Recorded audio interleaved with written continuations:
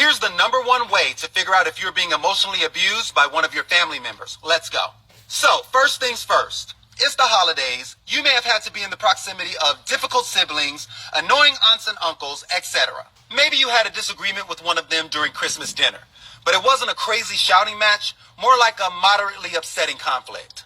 Or maybe you still feel a way about something one of them said to you in the past. What I'm trying to say here is, getting into a disagreement with a family member doesn't necessarily mean that they're emotionally abusive, because it's totally normal to have arguments with the people we love, right?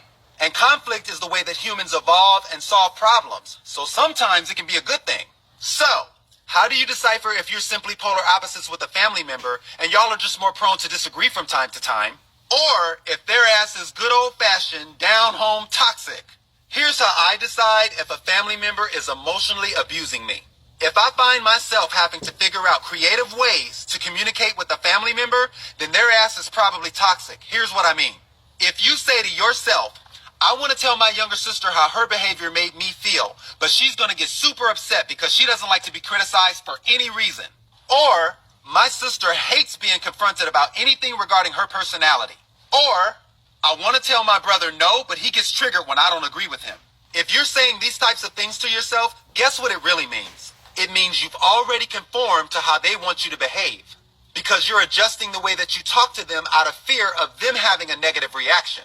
If your boundary does trigger them, you fear being seen as the problem. And toxic people are masters at making you look like the crazy one. They do this by using a defense mechanism called DARVO. DARVO is a smokescreen used by narcissists to hide their toxic behavior from everyone.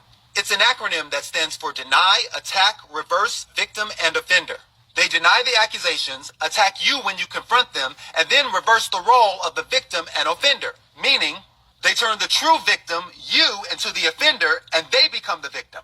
If you find yourself always adjusting the way that you communicate with the family member out of fear of their reaction, more than likely, you're in the presence of an emotional abuser. Period.